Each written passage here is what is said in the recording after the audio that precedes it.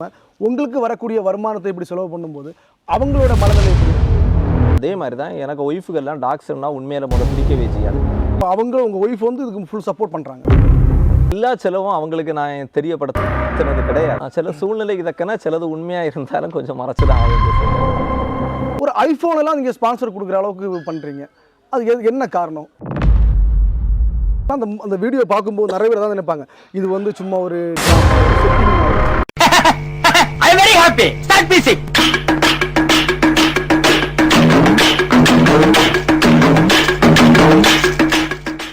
வணக்கம் நண்பா நண்பி.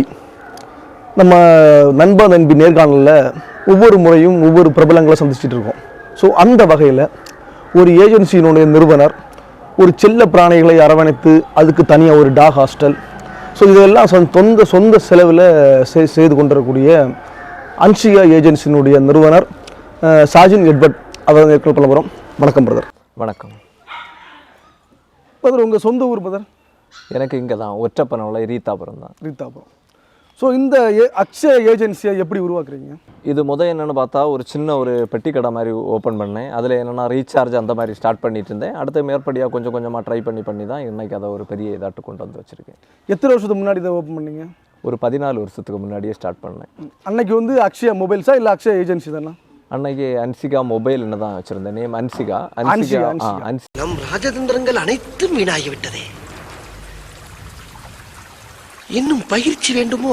அன்சிகா மொபைல்னு தான் ஸ்டார்ட் பண்ணேன். அப்புறம் தான் ஏஜென்சியும் கூட ஸ்டார்ட் பண்ணி அதை ரன் பண்ணிட்டு இருக்கேன். டாக் ஹாஸ்டல்னு உள்ளது இது ஹாஸ்டலாட்டு இப்போ ரன் பண்ண தொடங்கி என்னன்னா ஒரு 7-8 மாதம் இருக்கும். அதுக்கு முன்னாடி வரைக்கும் பார்த்தீங்கன்னா ஒரு 3-4 வருஷத்துக்கு முன்னாடி இந்த மாதிரி அடிபட்ட டாக்ஸ் இந்த மாதிரி பட்டதை எடுத்து நான் கேர் பண்ண தொடங்கிட்டேன். ஆனால் இப்போதைக்கு என்னென்னா அது கொஞ்சம் இந்த இன்ஸ்டா சோசியல் மீடியா வழியாட்டு அதை நம்ம பண்ணுறது வெளி உலகத்துக்கு தெரிய வர தொடங்கின பிறகு நம்மகிட்ட வந்து அடாப்ஷன் நிறைய போக தொடங்குச்சு. இந்த அடாப்ஷனில் நிறைய பேர் எடுக்க தொடங்கின பிறகு மக்கள் நிறைய பேர் வர தொடங்கினாங்க. அதுக்கப்புறம் தான் வெளி உலகத்துக்கு நம்ம இப்படி ஒரு டாக் அடாப்ஷன் சென்டர் வச்சிருக்கே தெரிய வந்தது. இதுக்கான செலவெல்லாம் யார் பார்க்குறேன்? நீங்கள் தான் இதுக்கான செலவெல்லாம் நானே தான் பார்த்துட்ருக்கேன். அதுக்கான முதல் விஷயம் என்னென்னா நிறைய பேர் செலவு பண்ணுறதுக்குன்னு உள்ளே வர ரெடியாக இருந்தாங்க. ஆனால் வாரவங்க எல்லாமே மணி மோட்டிவில் இருந்த மாதிரி ஒரு ஃபீலாக இருந்து எனக்கு. இதில் சிலர் என்னென்னா பிஸ்னஸுக்கு வேண்டினே இதில் உள்ளே வந்தாங்க. வரும்போது என்னன்னா உங்கள் கூட நாங்களும் சேர்ந்து இணைஞ்சு பண்ணுறோம் அப்படின்னு உள்ள இதில் இருந்தாங்க. ஆனால் அவங்களுக்கு இணைதல்னு உள்ளது அது ஒரு வித்தியாசமான ஃபீலாக இருந்து. ஏன்னா அவங்க அதை பிஸ்னஸாக தான் பார்க்க தொடங்கினாங்க. இன்னும் கூட டாக் ஹாஸ்டலில் உள்ள ஒரு டாகை யாருக்கு கொடுக்கணும் அப்படின்னு உள்ள தீர்மானம் பண்ணுறது எப்படின்னா, எவ்வளவோ பெரிய ஆளாக இருக்கட்டும் சின்ன ஆளாக இருக்கட்டும் எந்த வீட்டில் போகும்போது அது சந்தோஷமாக இருக்குமோ அதை பேஸ் பண்ணி தான் நம்ம கொடுக்க வேண்டியிருக்கும். ஏன்னா இன்னும் சிலர் இதில் என்னென்னா பார்ட்னர்ஷிப் அப்படின்னு உள்ள சூழ்நிலையில் இதில் வந்து நிற்கும் போது என்னென்னா ரெக்கமெண்டேஷனுக்கு அங்கே ஒரு இடம் இருக்க வேண்டிய சூழ்நிலை இருக்குது. நம்ம இங்கே டாக் ஹாஸ்டலில் ரெக்கமெண்டேஷன் உள்ள வார்த்தையே இருக்கக்கூடாதுன்னு எண்ணத்தில் தான் நம்ம இதை பண்ணிகிட்டே இருக்கோம். இப்போ நிறைய பேர் என்ன பண்ணுவாங்கன்னா வீட்டில் சின்ன பிள்ளைங்க இருப்பாங்க. அப்போ நிறைய பேர் வெளியே போகும்போது அந்த டாக் எல்லாம் பார்ப்பாங்க. இப்போ இதே மாதிரி ஒரு டாக் நம்ம வீட்டில் வரணும் அப்படின்னு பிள்ளைங்க அப்பாட்ட சொல்லும்போது அப்பா என்ன பண்ணுவார், உங்களை மாதிரி டாக்ஸை பார்க்க வருவாங்க. இங்கே டாக் பார்த்துட்டு அவங்க ஒரு டாக் எடுத்துகிட்டு போகிறாங்க. ஒரு சின்ன பிள்ளைங்க வந்து ஒரு 10 நாள் அதை கொஞ்சுவாங்க. அதுக்கப்புறம் என்ன பண்ணுவாங்க, அதுக்கு மேலே ஒரு வெறுப்பு வந்துடும். அப்புறம் அதை வெளியே விடுவாங்க. இதுக்கு உங்கள்கிட்ட போகிற டாகு கரெக்டாக இருக்கா இல்லையா அப்படி நீங்கள் செக் பண்ணுறதுக்காக தனியாக ஆள் வச்சுருக்கீங்களா, இல்லை போன டாக் அப்படி தானே? அது இல்லை, ஏற்கனவே கொடுத்துருக்கோம். நீங்கள் பார்த்தீங்கன்னா நான் இங்கே நோட் எடுத்துகிட்டு இல்லை, நம்ம ஆஃபீஸில் நோட் இருக்குது. அந்த நோட்டில் பார்த்தீங்கன்னா என்னைக்கு எங்கிட்ட டாக்ஸ் வந்தது, என்னைக்கு வெளியில் போச்சு எல்லாமே கரெக்டாக டேட்டா வைஸ் என்ட்ரி போட்டிருக்கேன். இது கொடுத்த ஒரு 30வது நாள் என்னென்னா அவங்களுக்கு ஃபோன் பண்ணி விசாரிக்கிறோம் என்ன மாதிரி இருக்குன்னு. அப்புறம் என்னென்னா வீடியோ கால் பண்ண சொல்கிறோம். அதுக்கு அடுத்தது என்னென்னு பார்த்தீங்கன்னா திரும்பவும் 60வது நாள் இதை பண்ணுறோம். 90வது நாள் திரும்ப என்னன்னா நாங்களே போய் அங்கே விசிட் பண்ணுறோம். இப்போ நீங்கள் யோசிப்பீங்க அதர் டிஸ்ட்ரிக்டில் நீங்கள் கொடுக்குறீங்க அங்கே எல்லாம் பார்க்க முடியுமா? அந்த ஒரே காரணத்தினால தான் நம்ம டிஸ்ட்ரிக்ட் கஸ்டமர் வந்து வாங்கிட்டு போகிறத வீடியோஸ் கம்மியாக போட்டால் கூட அதர் டிஸ்ட்ரிக்ட்லேருந்து ஒவ்வொரு ஆள் கொண்டு போகும்போதும் அதை வீடியோவை போடுறது எதுக்குன்னா அங்கே நம்ம சப்ஸ்கிரைபர் நிறைய பேர் இருப்பாங்க. அவங்களே அதுக்கான நிறை குறைய நம்மகிட்ட பகிர்வாங்கன்னு உள்ளதுக்கு வேண்டி தான் அதை ஒரு வீடியோவாட்டு போட்டு அதை என்னென்னா விளக்கியும். இன்னும் கூட நீங்கள் கேட்டீங்க ஒரு விஷயம் என்னென்னா வாங்கிட்டு போகிறவங்க ஏன் வெளியில் விட மாட்டாங்க அப்படின்னு ஒரு கேள்விக்குறீங்க. என்ன விஷயம் சொல்கிறோன்னா இது ஒரு 6 மாதத்துக்கு முன்ன வரைக்கும் இதில் ஒரு தெளிவு இல்லாமல் நாங்களே என்னென்னா கேட்கும்போது கொடுத்தோம். ஓரளவு தான் அதை என்ன வாட்ச் பண்ணோம். இப்போ என்னென்னா நாங்களே ஒரு பேப்பரில் அதுக்குன்னு ஒரு விண்ணப்ப படிவம் ரெடி பண்ணி அதில் சில நிபந்தனைகள் வச்சுருக்கோம். இந்த மாதிரி தான் நீங்கள் வளர்க்கணும், இந்த சூழ்நிலையில் இப்படி வளர்க்கணும். உங்களால் 15 வருஷத்துக்கு மேலே அதை வளர்க்க முடிஞ்சால் மட்டும் வளர்க்க கொண்டு போங்க. ஏன்னா அதுக்கு வாழ்நாள் குறைஞ்சது 15லேருந்து 20 வருஷம் வரைக்கும் இருக்குது. அது வரைக்கும் வளர்க்க முடிஞ்சால் பண்ணுங்கள். ஏன்னா அதுக்கு சில டைமில் ஸ்கின் உதிர்தல் இருக்கலாம், சில இன்ஃபெக்ஷன்கள் சில கிளைமேட்டுக்கு வரலாம், சில டைமில் அது கேரக்டர் மாறுதுன்னா அதை மாற்றம்னா என்ன பண்ணுறது, இதெல்லாம் பார்க்கும்போது முதல்ல நாங்கள் எடுக்கும்போதே அவங்கள்ட்ட சில அறிவுரைகள் சொல்லியும் இந்த மாதிரிப்பட்ட சூழ்நிலையில் உங்களால் வளர்க்க முடியும்னா மட்டும் கொண்டு போங்க அப்படின்னு உள்ள அறிவுரைகளுக்கு மேலே தான் அதை நாங்கள் கொடுக்கவே செய்கிறோம். இப்போ நார்மலாக ஒரு வீட்டில் ஒரு டாக் வளர்த்தனா கூட அதுக்கு சாப்பாடு வைக்கணும், இல்லை கொஞ்சம் காஸ்ட்லி டாக்னா அதுக்கு சிக்கன் அந்த மாதிரி வைக்கணும். ஸோ இவ்வளோ டாக்ஸை நீங்கள் மெயின் பண்ணுறீங்க, இங்கே தனியாக ஸ்டாஃப் வச்சுருக்கீங்க. அப்போ இதுக்கான ஒரு இந்த ரேட்டு, இந்த அமௌண்ட்டு இது உங்கள் செலவுலேருந்து பண்ணுறீங்களா, இல்லை இதுக்கு ஸ்பான்சர் ஏதாவது பண்ணுறாங்களா? இதுக்குன்னு இது வரைக்கும் எந்த ஸ்பான்சருமே பண்ணல. ஆக்சுவலி என்னென்னா ட்ரஸ்ட்டுன்னு உள்ள நேமில் இது ரெஜிஸ்டர் பண்ணியிருக்கோம். ட்ரஸ்ட்டுன்னு உள்ள நேமில் ரெஜிஸ்டர் பண்ணி ஒரு 6 மாதம் தான் ஆகுது. இது கூட எதுக்கு ரெஜிஸ்டர் பண்ணோன்னா, இதுக்கு கண்டிப்பாக என்னென்னா ஒரு அப்ரூவ்டு ஒன்று வாங்கினா ஒரு ட்ரஸ்ட்டு ரெஜிஸ்டர் பண்ணால் தான் பண்ண முடியும்னு சொன்னாங்க. அதுக்கு வேண்டி தான் ரெஜிஸ்டர் பண்ணி எல்லாமே பண்ணியிருக்கோம். இப்போது அதுக்கு இதில் நீங்கள் பேமெண்ட்டுன்னு கேட்டிருந்தீங்க. ஆமாம், பேமெண்ட் யார்கிட்டண்டாது இதுக்கு வேண்டி ஸ்பான்சர் அப்படின்னு வாங்குறீங்களான்னு கேட்டால் இதுவரை யார்கிட்டையும் ₹1 நம்ம கேட்டு வாங்கலை. சிலவங்க என்னென்னா அரிசி இந்த மாதிரிப்பட்ட விஷயங்கள், மசாலா இப்படின்னு சில டைமில் இங்கே வரும்போது பார்க்க வரும்போது கொண்டு வராங்க.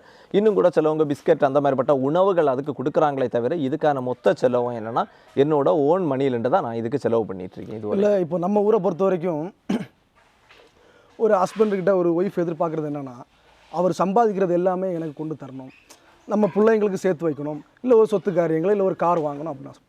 இப்போ நீங்கள் வந்து ஒரு டாகு இது ஒரு சம்மந்தமே இல்லாமல் உங்களுக்கு வரக்கூடிய வருமானத்தை இப்படி செலவு பண்ணும்போது அவங்களோட மனநிலை எப்படி இருக்கும்? ஒரு விஷயம் என்ன சொல்ல போனால், மனைவின்னு உள்ளவங்க இன்னொரு இடத்துலேருந்து நம்மளை நம்பி தான் வராங்க. அவங்களுக்கான முழு இதுவும் நம்ம தான் பாதுகாப்பு கொடுத்தாகணும். ஆனால் ஒரு கணவன் உள்ளவன் எந்த நிலையில் இருக்கணும்னு அவங்க எதிர்பார்க்காங்களோ அதுக்கு தக்கன நம்ம இருக்கும்போது சில விஷயங்கள் வெறுப்பாக இருந்தால் கூட அதை அவங்க விருப்பாட்டி எடுத்துக்கொள்ள வேண்டிய சூழ்நிலையில் வருது. அதே மாதிரி தான் எனக்கு ஒய்ஃபுகள்லாம் டாக்ஸ்னால் உண்மையில் பிடிக்கவே செய்யாது. இன்றைக்கி அவள் கூட ஒவ்வொரு சின்ன, ஏன்னா இங்கே சில சின்ன பப்பீஸ் ஆகிருக்கு, அதுக்கு நான் பால் கொடுத்து அதை சின்ன ஸ்டேஜில் அதை கவர் பண்ண வேண்டிய சூழ்நிலையில் அதுகளை நான் தனியாக வீட்டில் கொண்டு வச்சு தான் கவனிச்சிட்டு இருக்கேன். அந்த பங்களிப்பு அவளுக்கு பங்களிப்பும் இருக்குன்னு உள்ளதை சொல்லுக்கு எனக்கே இதில் பெருமையாக இருக்குது. ஏன்னா ஆல்ரெடி அவளுக்கு இந்த விலங்குகள் இதெல்லாம் அதை தொடுறதுக்கே கொஞ்சம் அச்சப்பட்டு இருக்க சூழ்நிலையில் இன்றைக்கி அதுகளை மெயின்டைன் பண்ணுறதுக்கு தக்கன அவ்வளோத்துக்கு இதாட்டு பண்ணிட்டு இருக்கிறது ரொம்ப பெருமையாக இருக்குது. அப்போ அவங்க உங்கள் ஒய்ஃப் வந்து இதுக்கு ஃபுல் சப்போர்ட் பண்ணுறாங்க? ஃபுல் சப்போர்ட் பண்ணிட்டு தான் இப்படி செலவு பண்ணுறது, வீண் செலவு இதெல்லாம் அவங்க சொல்ல மாட்டாங்க. 1-2 விஷயத்தில் யோசித்தா எல்லா செலவும் அவங்களுக்கு நான் தெரியப்படுத்தினது கிடையாது. சில விஷயங்கள் இப்போ என்னென்னா ஒரு ₹1000 செலவாகுதுன்னா ₹500 அப்படின்னு உள்ள மாதிரி தான் நம்ம அதை கொண்டு போயிட்டு இருக்கோம். அதுதான் உண்மை. ஏன்னா ஃபுல்லையும் சொல்லும்போது என்னென்னா எல்லாரும் ஏற்றுக்கொள்வாங்களான்னு உள்ளது நமக்கு தெரியாது. அதனால சில இடங்கள்ல அப்படி தான் சொல்லியிருக்கேன். சில விஷயங்களை வந்து மறைக்கிறீங்க, சில விஷயங்களை ஓப்பனாக சொல்கிறீங்க. சில சூழ்நிலைக்கு தக்கன சிலது உண்மையாக இருந்தாலும் கொஞ்சம் மறைச்சு தான் ஆக வேண்டிய சூழ்நிலையில் தான் இருக்குது. உங்கள் கடையில் வந்து நிறைய வந்து கிவ்அவே கொடுக்குறீங்க. அப்போ என்ன பண்ணுவாங்கன்னா, ஒரு மொபைல் கடை பொதுவாக வந்து எல்லாருமே ஒரு பிஸ்னஸ் எது பண்ணுறாங்கன்னா லாபம் சம்பாதிக்கிறதுக்கு. ஆமாம்.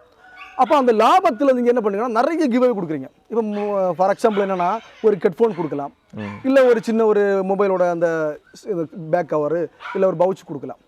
ஒரு ஐஃபோனெல்லாம் நீங்கள் ஸ்பான்சர் கொடுக்குற அளவுக்கு பண்ணுறீங்க. அது என்ன காரணம்? ஆக்சுவலி என்ன விஷயம்னா, இப்போ ஒரு 2 மொபைல் விற்றாச்சுன்னா ஒரு மொபைலில் ₹500 வச்சு கொடுக்குற கம்பெனி ஒரு குறிப்பிட்ட 30 நாளைக்குள்ள நீங்கள் 50 ஃபோன் விற்றாச்சுன்னா ஒரு ஃபோனுக்கே ₹1000 கொடுக்குறதுக்கு தயாராக இருக்கிறாங்க. அப்போ எனக்கு என்னென்னா, இப்போ ஒரு 50 ஃபோன் விற்கிறேன், இங்கே ஒரு ஃபோனுக்கு ₹500 வச்சு கிடைக்கும் போது எவ்வளோ வருது? ₹25,000 வருதுன்னா இந்த சூழ்நிலையில் அதை விட கூடுதலாக நான் பண்ணும்போது ₹50,000 வருது. ப்ளஸ் எக்ஸ்ட்ரா வாட்டி ₹25,000 அதில் வருது. எதுக்கு அந்த ₹25,000 எனக்கு கஸ்டமர் என்ன நம்பி வந்தனால தானே கிடைக்குது. அந்த ப்ராஃபிட்டை நான் அவங்களுக்கே கொடுக்கணும்னு நினைச்சு தான் அந்த இதை பண்ணிட்டுருக்கேன். இல்லை, ஆரம்பத்தில் உங்ககிட்ட நீங்கள் பட்டி கடையாக ஆரம்பிச்சுன்னு சொன்னீங்க. அந்த டைமில் உங்கள்ட்ட எத்தனை ஸ்டாஃப் இருந்தாங்க, இப்போ எத்தனை ஸ்டாஃப் இருக்காங்க? அன்னைக்கு நான் ஒத்தைக்கு தான் இருந்தேன். என்னைக்கு 12 ஸ்டாஃப் என் கூட ரன் பண்ணிட்டு இருக்காங்க. இது வந்து மொபைல்ஸில். இங்கே டாக் ஹாஸ்டலில் ஆக்சுவலி டாக் ஹாஸ்டலுக்குன்னு நான் தனியாக யாரையுமே இது பண்ணல. அங்கே உள்ள ஸ்டாஃபை வச்சு தான் இங்கே என்னென்னா அவங்க வாலண்டியர்ஸ் ஆட்டு என் கூடவே இதில் ரன் பண்ணிட்டு இருக்காங்க. இப்போ லாஸ்ட்டாக வந்து ஒரு வீடியோ உங்கள் இன்ஸ்டாவில் பார்த்தேன். ஒரு பையன் வந்து கடைக்கு போயிட்டு போகிறான், ஒரு ₹10 மிஸ் பண்ணுறான். நீங்கள் அதை எடுத்து அவனை இது பண்ணி கொடுக்குறீங்க. இதே மாதிரி சின்ன வயசில் நிறைய பேர் மிஸ் பண்ணியிருப்போம், வீட்டில் போய் அடி வாங்குவோங்க. இந்த மாதிரியான அனுபவங்கள் உங்களுக்கு இருக்கா? அதை வேற ஞாபகப்படுத்திட்டீங்க. நெஞ்சமெல்லாம் பொண்ணா இருக்கு தம்பி, மறக்க முடியல. ஏன்னா சின்ன வயசில் இது மாதிரி இல்லை, இதோட மிச்சமாக எல்லா அனுபவங்களை அனுபவிச்சிருக்கோம். அம்மா சூடு வச்சது கொண்டு நிறைய அனுபவங்கள் இதில் எல்லாம் நம்ம அனுபவிச்சிருக்கோம். அப்படின்னா என்னென்னா அந்த சின்ன பையனோட ஒரு விஷயங்களை நமக்கு அந்த இடத்துல உணர முடிஞ்சு. அப்போ கூட சிலவங்க கேட்டாங்க, இது நீங்கள் வேணும்னு பண்ண ஃபுட்டேஜ் அப்படின்னு கூட எங்கிட்ட கேட்டாங்க 2 பேர் ஃபோன் பண்ணி. உண்மையிலே என்னென்னா நானும் என்னோட ஃப்ரெண்டை மட்டும் பைக்கில் போயிட்டுருக்கேன். அவரோட கண்ணில் தான் அது படுது, அந்த பையனுக்கு கையிலண்டு ஏதோ விழுதுன்னு. உடனே பைக்கை நேராக அந்த இடத்துல போய் பார்க்கும்போது என்னென்னா உண்மையிலே ₹10 விழுந்திருக்கு. அடுத்தது தான் அந்த பையனை தேடி போய் கொடுக்கும்போது அவனோட முகத்தில் அப்படி ஒரு சந்தோஷத்தை பார்க்கும்போது நமக்கு அது ரொம்ப ஹாப்பியாக தான் இருக்குது. அந்த வீடியோ பார்க்கும்போது நிறைய பேர் தான் நினைப்பாங்க இது வந்து சும்மா ஒரு ட்ராமா, ஒரு செட்டிங் மாதிரி. ஆனால் நீங்கள் அதை கொடுக்கும்போது அந்த ஒரு மனசு இருக்குல்ல, அந்த பையன் அந்த ₹10 சின்ன அமௌண்ட் தான். அதை கொடுக்கும்போது நீங்கள் சிரித்தது, நீங்கள் முதல்ல அதட்டினீங்க, அதுக்கப்புறம் அந்த பையன் பயந்தான், அதுக்கப்புறம் அதை 10 ரூபாய் கொடுக்குறீங்க, அவன் சிரிச்சுட்டு வாங்கிட்டு போகிறான் பார்த்தீங்களா? அதில் தான் இந்த டாக் மேலே நீங்கள் எவ்வளோ பட்டு வச்சுருக்கீங்க. அந்த உயிரினங்கள் அதாவது தன்னைத்தான் நேசிப்பதை போல் அடுத்தவங்களை நேசிக்கணும். ஸோ அது வந்து மேக்சிமம் நான் பார்த்த வகையில் இந்த மனிதர்கள் மீதும் இந்த செல்ல பிராணிகள் மீதும் உங்கள்கிட்ட அந்த அதிகமாகவே இருக்குது.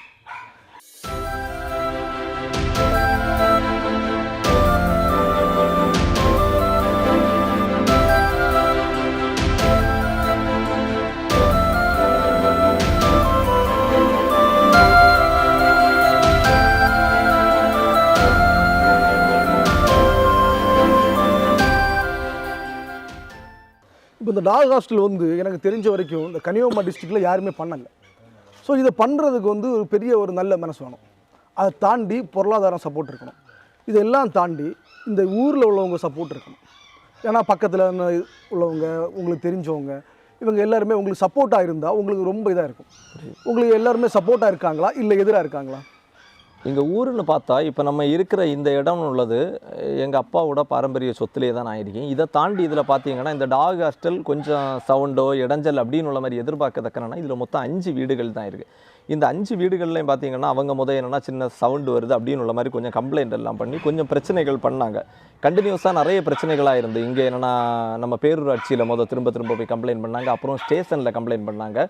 அந்த மாதிரி டெய்லி கம்ப்ளைண்ட் பண்ணும்போது ஒரு லெவலுக்கு மேலே நம்மளால் அதை கடந்து போக முடியலை. ஏன்னா எனக்கு இங்கே என்னென்னா 12 பேர் கடையில் இருக்காங்க. அவங்களே எனக்கு ரன் பண்ணணும், இதையும் ரன் பண்ணணும். எனக்கு அப்போ என்னென்னா ஒரு ஸ்டேஷனில் என்னென்னா இன்றைக்கி 5 மணிக்கு வாங்கன்னு சொல்லுவாங்க. அந்த 5 மணிக்கு தான் இங்கே டாக் ஹாஸ்டலில் உள்ள சில இதுகள் எல்லாம் இருக்கேன். ஏன்னா அந்த விசிட்டிங் டைம் அப்படின்னு வச்சுருக்கேன்.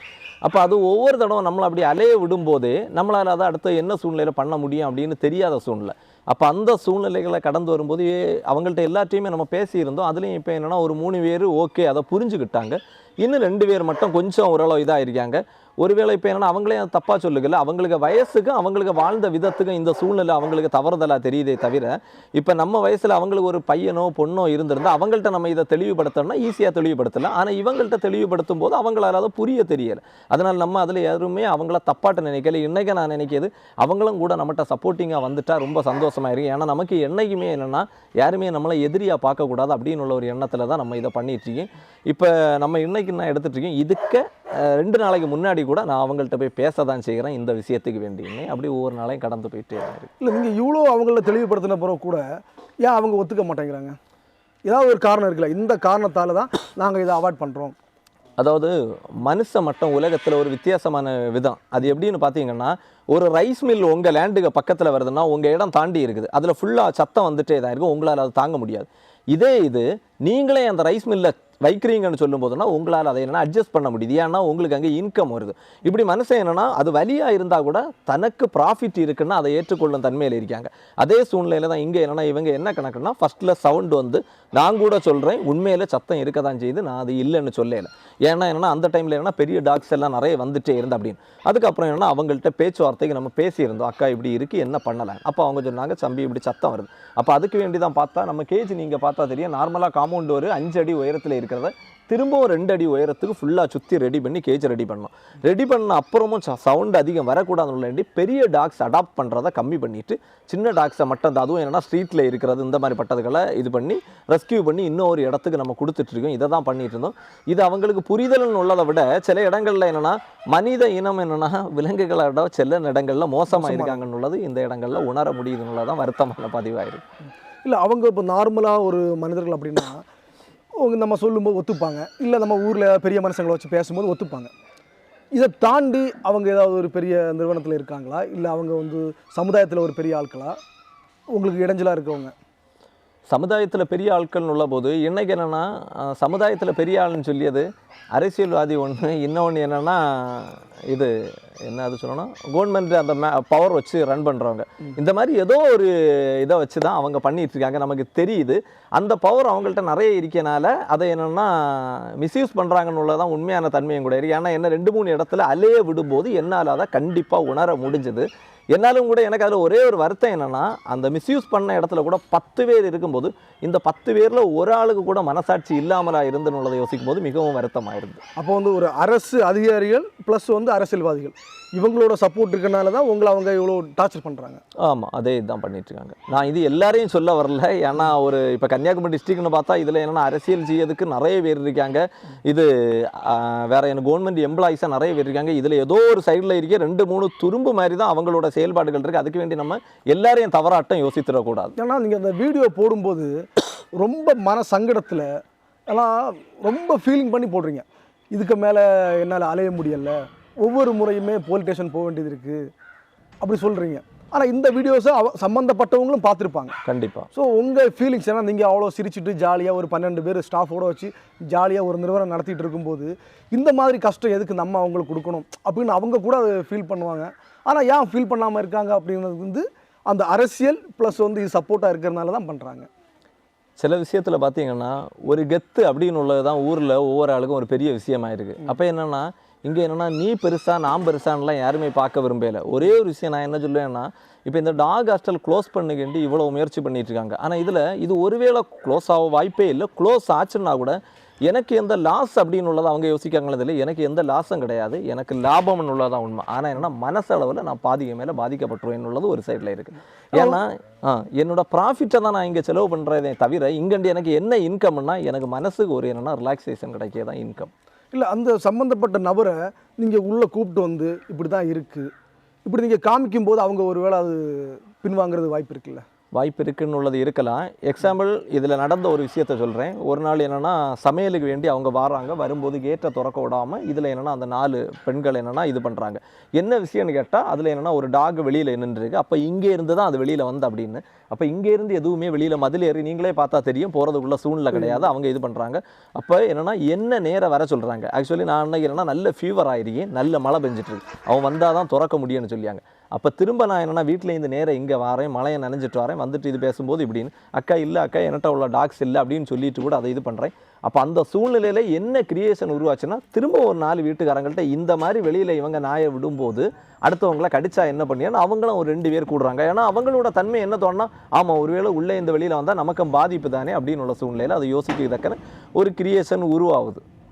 ஸோ உங்களை வந்து இதை நடத்த விடக்கூடாதுன்னு நினைக்கிறாங்களா, இல்லை நீங்கள் நடத்துங்க கொஞ்சம் அமைதியாக நடத்துங்க அப்படிங்கிறாங்களா அவங்களோட பார்வை? அவங்களோட பார்வையில் என்னென்னா, ஏன்னா நான் எப்படி இந்த விலங்குகளை நான் நேசிச்சுட்டு இருக்கேனே அதே போல் எங்கள் ஊரில் உள்ள மனுஷர்களை நான் நேசிச்சுட்டு தான் இருக்கேன். அவங்க என்ன எதிரியாக பார்த்தாலும் கூட அதனால தான் அவங்கள்ட்ட 3-4 முறைக்கு மேலே போய் பேசினேன். பேசும்போது ஒவ்வொரு தடவும் தம்பி இங்கே உங்களுக்கு என்னெல்லாம் பிரச்சனை அக்கா அப்படின்னு கேட்கும்போது நாய் குறைச்சிட்டு இருக்குன்னு சரி அதுக்கு நம்ம ஸ்டாப் பண்ணிட்டோம். அப்புறம் சொன்னாங்க சிலது அவங்க ஒர்க்கெல்லாம் முடிஞ்சு சிலவங்க நைட்டு அன்டைம் வருவாங்க, வரும்போது இதுகள் ஊழ போட்டுட்டு இருக்கோம். அப்போ என்னென்னா உறக்கத்து இடைஞ்சல் நியாயமான விஷயம் தான். அப்போ அதுக்கு வேண்டி அந்த மாதிரிப்பட்ட பெரிய டாக்ஸ் அந்த மாதிரிப்பட்டதை எடுக்கிறத ஸ்டாப் பண்ணோம். அப்புறம் என்னென்னு பார்த்தீங்கன்னா கடைசி ஒரு விஷயம் சொன்னாங்க, இந்த இடத்துல சுமல் அடிக்குதுன்னு. இப்போ நீங்கள் இருக்கிறீங்க யாருக்காவது இதில் அப்படி சுமல் அடித்த மாதிரி ஏதாவது ஒரு ஃபீல் இருக்கா ஒன்று அப்படி?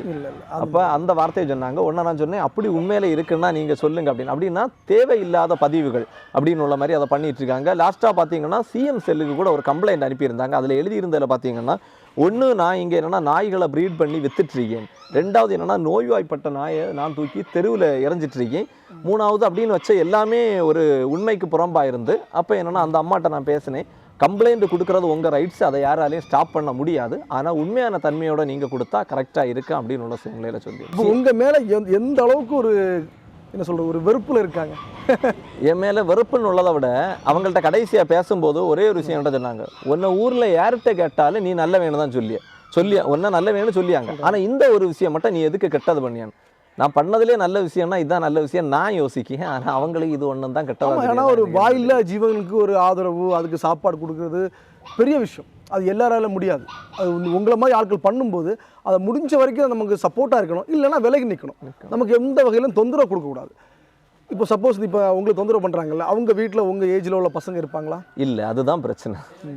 அது இருந்திருந்தா அந்த பிரச்சனையே இருந்திருக்கு. அவங்க சொல்றது மாதிரி அவங்க ரிலேட்டிவ்ல அவங்க தங்கச்சி பையன் அக்கா பையன் அப்படிலாம் இருப்பாங்கல்ல, அந்த அவங்கள போய் பார்க்கலாம்ல. ஏன்னு பார்த்தீங்கன்னா இது என்னோட சொந்த இடம், நான் இருக்கிறேன். இந்த பிரச்சனைக்குரிய எல்லாருமே இந்த இடத்துல ஒரு 20 வருஷத்துக்கு முன்னாடி வீடு வாங்கி அதுக்கப்புறம் வந்தவங்க. அப்போ அவங்க எல்லாம் வெளியிலேருந்து இங்கே வந்தவங்க. அப்போ உள்ளூர்லேயே ஏற்கனவே இருக்காங்கன்னா அவங்களுக்கு இங்கே ஃபேமிலி அப்படின்னு ஒரு பெருசாக இருக்குது, நம்ம ஒன்று விட்டு ஒரு ஆள்கிட்டையாவது பேசி இது பண்ணவும் முடியும். ஆனால் இந்த விஷயத்தில் அதுக்கான முயற்சியும் எடுத்து தான் நான் சொன்னது என்னன்னா 5 வீட்டில் ஒரு 3 வீடு ஓரளவு கிளியர் ஆகிட்டாங்க அப்படின்னு உள்ளதை சொல்லி அவங்க இப்போ சப்போர்ட்டாக வராங்க. அவங்க ஓகே தான். சப்போர்ட்டுன்னு உள்ளதை விட ஒரு ஊருன்னு உள்ள இதில் வரும்போதுன்னா நாங்கள் அங்கேயும் இல்லை இங்கேயும் இல்லை, நாங்கள் அப்படியே ஒதுங்கிடுவோம் அப்படின்னு உள்ள கான்செப்டில் அவங்க இது பண்ணுறாங்க. சரி சரி. அப்போ கூடிய சீக்கிரம் அவங்களும் அது மாதிரி பண்ணுவாங்க. அவங்கள மாறணுன்னு தான் நம்ம கடவுள்கிட்ட. இப்போ வந்து உங்கள் அன்ஷிகா மொபைல்ஸ் இப்போ அதனுடைய விரிவாக்கம் அடுத்த லெவல் வந்து இப்போ குளச்சல், கரிங்கல் அடுத்தது பிரான்ச்சஸ் வருமா? இந்த டாக் ஹாஸ்டல் நான் தொடங்குறதுக்கு முன்னாடி அந்த எண்ணங்கள் எல்லாம் இருந்து, ஆக்சுவலி இந்த டாக் ஹாஸ்டல் திறந்த அப்புறம் எனக்கு ஏஜென்சியில் ஒரு கிளையை ஸ்டாப் பண்ண தான் செஞ்சுருக்கேன். ஏன்னா என்னால் இதையும் ரன் பண்ணி அதையும் ரன் பண்ணுறதுக்கு ரொம்ப சிக்கலாக இருந்துட்டு இருந்து. அப்போ அதுக்கு வேண்டி தான் நீங்களே பார்த்தா தெரியும், அந்த மொபைலுக்கு அடுத்ததாக இருந்தது ஹோம் அப்ளைன்ஸ் கடை இருந்து. அந்த கடையில் இப்போ பார்த்தீங்கன்னா மொத்த பொருளையும் மாற்றிட்டு டாக்ஸுக்கான அந்த செயினாக இருக்கட்டு வேறு சின்ன சின்ன அக்சசரிஸ் மட்டும்தான் வச்சுருக்கேன். அதுவும் என்னென்னா லாபத்துக்கு வேண்டிய நான் வைக்கையில் இங்கே வந்துட்டே நிறைய பேர் என்னன்னா சின்ன 2 கேட் இருக்குது, அதை எடுத்துகிட்டு கையில் கொண்டு போவாங்க. அப்போ அதுக்கு என்னென்னா சின்ன கேஜ் அந்த மாதிரி பட்டதுகள் இருக்கணும் உள்ள எண்ணத்துக்கு வேண்டி தான் அது வச்சுருக்கேன். ஆல்ரெடி இன்னொரு கடையை நான் க்ளோஸ் பண்ணிட்டேன். ஏன்னா 2 மட்டும் என்ன மெயின்டைன் பண்ணால் டைம் எங்கே இருந்துச்சு? ஏற்கனவே உள்ள இதுவா ஏற்கனவே உள்ள இதுன்னா முன்னாடி கடையா இதே கடைக்கு மாடியில் தான் வச்சு ரன் பண்ணிட்டு இருந்தேன். அதை க்ளோஸ் பண்ணிவிட்டு இந்த கடையிலையும் இருந்த பொருள் அவ்வளோத்தையும் ஸ்டாப் பண்ணிட்டு தான் இப்போ அதை என்னென்னா இதுக்கான ஒரு சின்ன கொஞ்சம் பொருளை வச்சு ஒரு பெட்டி கடை அளவில் தான் இந்த கடையை நான் இப்போ ரன் பண்ணிகிட்ருக்கேன். சரி. அப்போ அடுத்த பிரான்ச்சஸ் உள்ள எண்ணம் இல்லை, ஆனால் டாக் ஹாஸ்டல் நல்லா டெவலப் பண்ணணும், இதை வேணும்னா அடுத்த பிரான்ச்சஸாக ரெடி பண்ணணும் உள்ள மாதிரி யோசிக்கலாமே தவிர அதை பிரான்ச்சஸ்னு உள்ள வார்த்தை இதில் சொல்லலாமான்னு எனக்கு தெரியலை. அப்படின்னா இதை இன்னும் விரிவாக்கத்தோட இன்னொரு இடத்துல கூட இடம் கிடச்சா ரெடி பண்ணணும் அப்படின்னு உள்ள எண்ணம் உண்டே தவிர கடை இடத்துல லெவலுக்கு கொண்டு போகணும்னு எனக்கு எண்ணம் கிடையாது. அப்போ இந்த டாக் மேலே உள்ள பாசம்னா இவ்வளோ நீங்கள் ஒரு வருமானம் வரக்கூடிய தொழிலை கூட அப்படியே நிப்பாட்டி வச்சுட்டு இது மீது வந்து அதிக கவனம் செலுத்துறீங்க. இதுக்கு காரணம் என்ன? இது ஏதாவது ஒரு பின்னணி இருக்கும்ல? பின்னணின்னு சொல்ல போனால் எல்லாரையும் போல் நானும் கொஞ்சம் சுயநலவாதியாக தான் இருந்திருக்கேன். எப்படின்னு பார்த்தா நீங்களாக இருக்கட்டும் ஒரு 1000 ரூபா ஒரு ஆளுக்கு கொடுத்தீங்கன்னா கூட அவர் அதை உதாசீனப்படுத்தி செலவு பண்ணும்போதோ இல்லை உங்களை ஏதாவது ஒரு இடத்துல இது பண்ணும்போதோ உங்களுக்கு கொஞ்சம் வெறுப்பு வரதான் செய்யும். அப்போ மனுஷன்கிட்ட என்னென்னா நம்ம கொடுத்ததை கண்டிப்பாக ஏதோ ஒரு விஷயத்தில் எதிர்பார்க்க தான் செய்யும் எந்த மனுஷனாக இருந்தாலும். ஆனால் அவங்கள்ட்ட அந்த எதிர்பார்ப்பு கிடைக்குமான்னு தெரியலை. அதே கேட்டகரி தான் நானும். மனுஷனுக்கு கொடுத்தா அது திரும்ப நமக்கு கிடைக்கல, இந்த விலங்குகளுக்கு கொடுத்தா அது அன்பாட்டாது நமக்கு கிடச்சிட்ருக்கு. இந்த ஒரு விஷயந்தான் எனக்கு அதுக்கு மேலே உள்ள பாசமாக. இல்லை பொதுவாக சொல்லுவாங்க நாய் வந்து நன்றி உள்ள மிருகம் அப்படின்னு சொல்லுவாங்க. கண்டிப்பாக. ஆனால் சில ஆராய்ச்சியில் என்ன சொல்கிறாங்கன்னா இப்போ ஒரு இடத்துல சாப்பாடை போடுறீங்க அப்படின்னா காகம் வரும். ஒரு காகம் சாப்பிடும்போது இன்னொரு காகம் அதை தடுக்காது. புரியுது. ஆனால் ஒரு 10 நாய் நிற்குதுன்னா நீங்கள் சாப்பாடை போடுறீங்கன்னா ஒரு நாய் சாப்பிடும்போது மற்ற நாயெல்லாம் தடுக்கும். அது என்ன காரணம்னு நினைக்கிறீங்க? ஆக்சுவலி இது ஒரு நல்ல கேள்வி தான். இது பற்றி எனக்கு ரொம்ப பெரிய அனுபவம் கிடையாது. ஆனால் என்னால் ஒரே ஒரு விஷயத்தில் நான் சொல்ல முடியும். ஏன்னா பசியோடு இருக்க மனுஷன் ஒரு கையில் சாப்பாடு இருக்கும்போது தனக்கு குழந்தைக்குன்னு கொடுக்க ரெடியாக இருந்தான். அதே மனுஷன் இன்னொரு ஆளுக்கிட்ட பசியோட கேட்கும்போது எல்லாரும் கொடுப்பாங்களான்னு உள்ள தெரியாது. அதே மாதிரி தான் என்னென்னா அந்த விலங்கு அந்த இடத்துல என்ன மனநிலையில் இருந்துன்னு தெரியாது, அது வளர்க்கப்பட்ட விதம் என்ன சூழ்நிலைன்னு தெரியாது. அதை பொறுத்து தான் ஒன்றுமே மாறுமே தவிர இங்கே கூட நம்ம டாக் ஹாஸ்டலில் இவ்வளோ இருக்குது. இதுலேயும் பார்த்தா நீங்கள் சொன்ன கேட்டகரியிலையும் 1-2 இருக்கலாம். இப்போ ஒரு 50 டாக்ஸ் இருக்குன்னா அதில் 40 டாக்ஸ் என்னென்னா பார்த்தீங்கன்னா ஒரே தட்டில் 2-3 சின்ன பப்பீஸ் சேர்ந்து சாப்பிடுது. ஆனால் ஏதாவது ஒரு பப்பி அந்த கேரக்டரை காட்ட தான் செய்யும். மனுஷனே என்னென்னா 10 பேர் இருக்க இடத்துல ஒரு ஆள் ராஜாவாக இருக்குன்னு யோசிக்கும் போது அவங்க யோசிக்கையில் மட்டும் தப்பே கிடையாது. அப்போ உங்கள்கிட்ட வந்து எந்த வகையான வெரைட்டிஸ்லாம் இருக்கும்? இங்கே என்னென்னா எங்களுக்கு மெயின் ஃபோக்கஸே நாட்டு பிரீடு மட்டும்தான் ஸ்ட்ரீட்டில் இருக்கிறது. இது அதே மீறி எதுக்கு சிலவங்க எல்லாம் கேட்பாங்க நீங்கள் வெளியில் உள்ள ஹைப்ரிட்னா இது இந்த பெரிய டாக்ஸ் இதுகளாம் சொல்கிறாங்க. ஆனால் இதை நாங்கள் பண்ணுறதுக்கான ஒரே காரணம் என்னென்னா இப்போ வெளியில் என்னென்னா உங்கள் வீட்டிலேயே இருக்கட்டும் நீங்கள் என்னென்னா ஒரு டாக்ஸ் வளர்க்குறீங்க, 10 வருஷம் வளர்க்குறீங்க, அதுக்கப்புறம் என்ன அதை உங்களால் வளர்க்க முடியலைன்னு உள்ள சூழ்நிலைனா என்ன வரேன்னா திடீர்னு நீங்கள் வெளிநாட்டுக்கு போகிறீங்களா இருக்க நிறைய வீடுகளில் மெடிக்கல் இஷ்யூ அந்த மாதிரிப்பட்டதில் பாதிக்கும் போது அதை திரும்ப ஏதாவது பண்ணுறதுக்குன்னு சொல்லிட்டு சிலவங்க சொல்லாமலே நாகர்கோயிலில் கூட சொல்லாமல் வெளியில் விட்டவங்க கூட இருக்காங்க. அப்போ நம்மகிட்ட கேட்பாங்க அடாப்ஷன் எப்படி எடுக்கலாமா, சரி ஓகே நீங்கள் கொண்டு வாங்க அப்படின்னு சொல்லிட்டு ஃபோட்டோ அனுப்பி கன்ஃபார்ம் பண்ணிட்டு கொண்டு வர சொல்லுவோம். அங்கேருந்து இங்கே வண்டி கூலி செலவு பண்ணுங்க மடித்து அங்கேயே திறந்து விட்ட ஆட்கள்லாம் இருக்காங்க. இவங்க தான் நமக்கு வீடியோ லைக்கில் கமெண்ட் போடுவாங்க, தென்காசியிலேருந்து ஒரு ஆள் கொண்டு வந்தாங்க, திருநெல்வேலியிலேருந்து கொண்டு வந்தாங்கன்னு சொல்லும்போது இவங்க எல்லாம் எதுக்கு நாய் வளர்க்குறாங்க அப்படின்னு நானே ஒரு வீடியோவில் சொல்லியிருக்கேன். எதுக்கு வளர்க்குறாங்க அது யாரை சொன்னேன்னா இதில் வளர்க்குறவங்களில் பாதி பேர் காரணம் இல்லாமலே அதை கொண்டு வெளியில் விடியாங்க. ஒரு ஸ்கின்னில் ஒரு நோய் வந்துன்னா வெளியில் விடுறாங்க. இப்படின்னு உள்ள சூழ்நிலையில் சிலவங்க உண்மையான நியாயத்தோடு விடுறாங்க. ஒரு அம்மா எல்லாம் தென்காசியிலேருந்து சொல்லியிருந்தாங்க அந்த குழந்தைக்கு 2 கண்ணுமே நோயால் பாதிக்கப்பட்டு அழுகிய நிலையில் அப்படியே இருந்து அவங்க என்னென்னா இந்த டாக் எடுக்க முடியுமா. அன்னைக்கு நான் சொன்னேன் உங்களுக்கு எந்த இடம்னு சொல்லுங்கள் நானே வந்து எடுத்துகிட்டு வரேன் செலவு பண்ணி அப்படின்னு. ஏன்னா அவங்களோட அந்த சூழ்நிலையில் இருந்து நம்ம எல்லாம் சப்போர்ட் பண்ண இல்லைன்னா நம்ம மனுஷனே கிடையாது. ஆனால் கடைசி அந்த டாக்ஸை என்னால் எடுக்க முடியலை. அவங்க மெடிக்கல் இஷ்யூனால வேறு அப்படி இப்படின்னு போனாலும் அவங்க ரிலேஷன் வீட்லேயே அதை விட்டுட்டாங்க. இப்படி சில சூழ்நிலைகளில் நம்ம இறங்கி பண்ண வேண்டியதான் இருக்குது.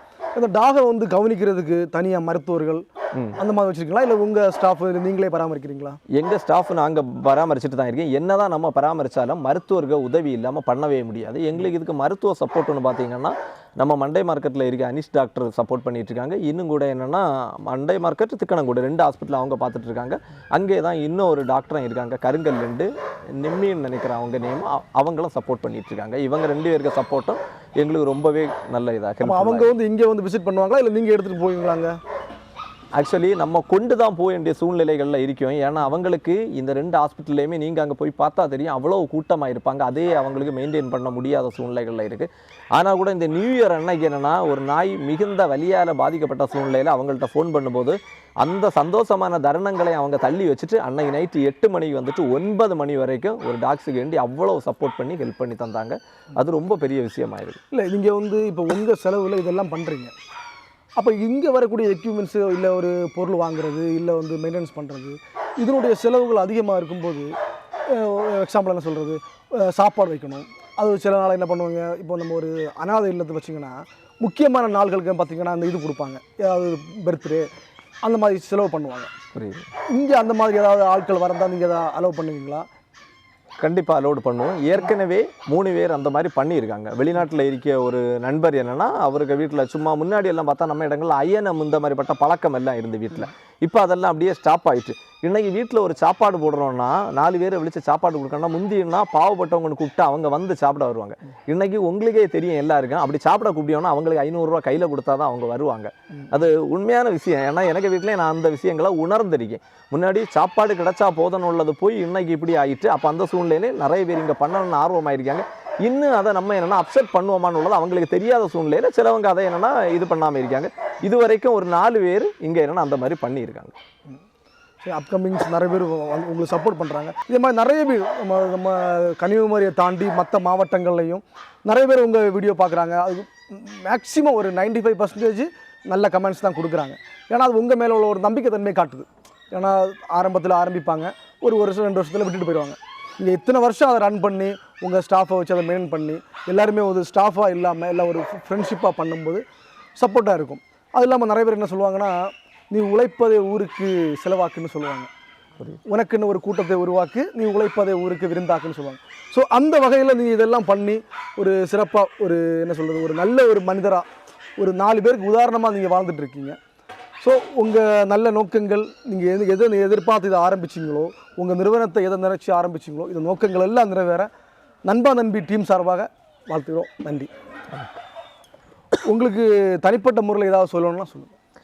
இந்த டாக் ஹாஸ்டல் ரன் பண்ணிகிட்ருக்கேன். என்னால் கூட என்னென்னா உங்களால் வளர்க்க முடியலைன்னா எங்கிட்ட கொடுங்க அப்படின்னு சொல்லி நான் என்னென்னா தொடங்கினேன். நிறைய பேர் கொண்டு வந்தாங்க, என்னால் கவனிக்க முடிஞ்சுது. ஒரு லிமிட்டுக்கு மேலே போகும்போது எண்ணிக்கை அதிகமாக கூட்டிகிட்டே இருக்குது, நம்மளால் கேர் பண்ண முடியலை. அப்போ என்னென்னா கன்ஃபார்ம் பண்ணிட்டு கொண்டு வாங்க அப்படின்னு சொல்கிறேன். கன்ஃபார்ம் பண்ணிட்டு கொண்டு வர பட்சத்தில் கூட குறிப்பிட்ட எண்ணிக்கைக்கு மேலே என்னால் கவனிக்க முடியாத போது நமக்கு என்னென்னா 2 கை இருக்குது, 5 10 விரல் தான் இருக்குது. இதை வச்சு எத்தனை பிள்ளைங்களை தான் தாங்க முடியும் அப்படின்னு உள்ள சூழ்நிலையில் யோசிக்கும் போது தான் கடைசி தெரிஞ்சு இதுக்கான ஒரு தெளிவான முடிவுன்னு பார்த்தா ஸ்டெர்லைசேஷன், கருத்தடைன்னு உள்ளது கரெக்டாக பண்ணால் மட்டும்தான் இனி இதுகளுக்கு எண்ணிக்கையை கட்டுப்படுத்த முடியும் அப்படின்னு உள்ளதுக்கு வேண்டி ஒரு வீடியோ போட்டிருந்தேன். என்னென்னா கருத்தடைன்னு உள்ளது பண்ண தொடங்கிட்டோம்னா கன்னியாகுமரி டிஸ்ட்ரிக்டில் ஒரு 2 வருஷத்துக்குள்ள எல்லா டாக்ஸையும் கருத்தடை பண்ணி முடியும். 15 வருஷம் தான்னா ஸ்ட்ரீட் டாக்னு உள்ளது குறிப்பிட்ட எண்ணிக்கையோட இங்கே என்ன ஸ்டாப் ஆகிரும் அப்படின்னு ஒரு வீடியோ போட்டோம்னா கீழே நிறைய பேர் அதுக்கு வருத்தமான பதிவுகள் போட்டிருந்தாங்க. கடைசி என்னன்னா கருங்கல்லேருந்து ஒரு நண்பர் ஃபோன் பண்ணி கூட பேசினாங்க, ஒரு இனத்தை அழிக்கும் செயல்னு உள்ளதை நீங்கள் எப்படி பண்ண முடியும்? ஆனால் எல்லாருக்கும் ஒரே ஒரு விஷயத்த சொல்லியும் ஒரு விளம்பரம் ஒரு விஷயத்தை பேசும்போது நம்ம பார்வையில் படுறது என்னென்னா எப்படி இவன் அழிச்சிருவான், ஏன் இப்படி பண்ணுறான் அப்படின்னு உள்ளது மட்டும்தான் தெரியுதே தவிர ஒவ்வொரு நாளும் ஒவ்வொரு மணி நேரமும் அது அனுபவிச்சிய வலியும் ஒவ்வொரு ஆள் இங்கே கொண்டு வரது, தாய் அங்கே குட்டி போட்டுட்ருக்கு, அதுக்கப்புறம் பார்த்தா அன்னைக்கே என்னென்னா வீட்டில் உள்ளவங்க குட்டி போட்டால் கூட குட்டியை கொண்டு குப்பையில் போடுறோம். இந்த மாதிரிப்பட்ட சூழ்நிலையில் அழுகிய நிலையில் இதுகளை பார்க்குறது, இந்த சூழ்நிலையில் பாக்கிய ஒவ்வொரு ஆளுக்கும் தான் தெரியும் அதுக்கு அடுத்த கட்டத்துக்கு என்ன பண்ண முடியும். அந்த சூழ்நிலையில் தான் நான் இந்த முடிவு எடுத்தேன். அதுவும் கூட பார்த்தீங்கன்னா லாஸ்ட் டைம் என்னென்னா போலீஸ் ஸ்டேஷனில் ஒரு கம்ப்ளைண்ட்டுக்காக போயிருந்தேன். அங்கே போகும்போது கூட ஸ்டேஷன் வளாகத்துக்கு உள்ளாடி 5-6 நாய்கள் என்னென்னா அங்கேயே இங்கே மட்டும் ஓடிட்டு தெரியுது. அதில் சிலதுகள் ரோட்டு சைடில் எல்லாம் போகுது. அப்போ கூட நான் அவங்கள்ட்ட பேசுகிறேன் அந்த சார்ட்ட, சார் ஒரு 2 வருஷம் மட்டும் என்ன கொஞ்சம் நீங்கள் ஃப்ரீயாக விட்டுட்டீங்கன்னா எந்த தொந்தரவும் எல்லாம் விட்டுட்டீங்கன்னா இதுகளெல்லாம் இப்படி அலைய வேண்டிய சூழ்நிலையே இருக்காது அப்படின்னு உள்ள மாதிரி சொன்னேன். இன்னும் என்னென்னா இந்த வீடியோ எவ்வளோ பேர் பார்த்துட்டு இருப்பீங்கன்னு தெரியல. நான் எல்லா இதுக்கும் என்னென்னா இதுக்கான தெளிவான முடிவுகளும் இதுவும் பண்ணணும்னு நினச்சா நம்ம முதலமைச்சர் நினச்சாச்சுன்னா இதுக்கான தெளிவுகள் பண்ண முடியும். ஏன்னா ஒரு காடுன்னு இருக்குன்னா அந்த விலங்குகள் அங்கே வாழுதுன்னா அதுக்கான உணவுகள் அதுக்கான ஏற்பாடுகளும் ஏதாவது ஒரு வழிகளில் பண்ணி கொடுக்கும்போது இவ்வளோ ஸ்ட்ரீட் டாக் இருக்கிறதுக்குன்னு தனியாக ஒரு இடத்த ரெடி பண்ணி அவங்க ரெடி பண்ணால் அவ்வளோ ஸ்ட்ரீட் டாகை அங்கேயே நம்ம கொண்டு விட்டாச்சுன்னா அதுவும் கருத்தடை பண்ணி கொண்டு விட்டாச்சுன்னா அங்கே உணவுகளுக்கு வழியை மட்டும் இன்னொரு ஆள் பார்த்துட்டு மருத்துவத்துக்குன்னு தனி ஆட்களை வச்சு அதை என்னென்னா அழகாட்டு பாதுகாக்க முடியணுள்ளதான் என்னோட ஒரே கேள்வி. கண்டிப்பாக என்னென்னா இங்கே ரோட்லேயே அங்கேயும் இங்கேயும் அடிபடுறதுக்கு ஒரு பாதுகாப்பு கொடுக்கணும்னா இனி என்னென்னா முதலமைச்சர் நினச்சா நடக்கும். இந்த வீடியோ அவங்க சைடில் போய் சேர்ந்துன்னா நல்லா இருக்குன்னு நான் எதிர்பார்க்கிறேன். சரி, இவ்வளோ நேரம் நம்ம எத்தனையோ கேள்விகள் கேட்ட பிறகும் அவங்க பிஸி ஷெடியூலில் மத்தியிலையும் அவங்க நிறுவனம் ப்ளஸ் அவங்க தொழில் இதெல்லாம் விட்டு நமக்கான ஒரு நேரத்தை ஒதுக்கி அவங்க மனக்குமுறல் இதை எதுக்காக ஆரம்பித்தாங்க, எந்த ஒரு லாபம் இல்லாமல் ஆரம்பித்து ஸோ அவங்க சொந்த பணத்தில் இதை செலவு பண்ணுறாங்க. ஸோ இதை எதுக்குறவங்க கொஞ்சம் உங்களை நீங்கள் யோசிச்சு பாருங்கள். நம்மளால் செய்ய முடியாததை இன்னொருவர்கள் பண்ணும்போது நம்ம அதை பாராட்டணுமே தவிர அதை எதிராக நிற்கக்கூடாது. ஸோ நிறைய பேர் என்ன சொல்லுவாங்கன்னா, என்னால் முடியலை, நீங்கள் பண்ணுறீங்க, தைரியமாக பண்ணுங்க அப்படின்னு சொல்லுவாங்க. ஸோ அந்த வகையில் இதை எதுக்குறவங்க கூட அவங்களுக்கு சப்போர்ட்டாக நானும் உங்களுக்கு சப்போர்ட் பண்ணுறேன் அப்படின்னு அந்த சப்போர்ட்டாக வரணும். ஸோ நண்பா நண்பி சார்பாக உங்களுக்கு ஒரு வேண்டுகோளை வைக்கிறோம். நன்றி.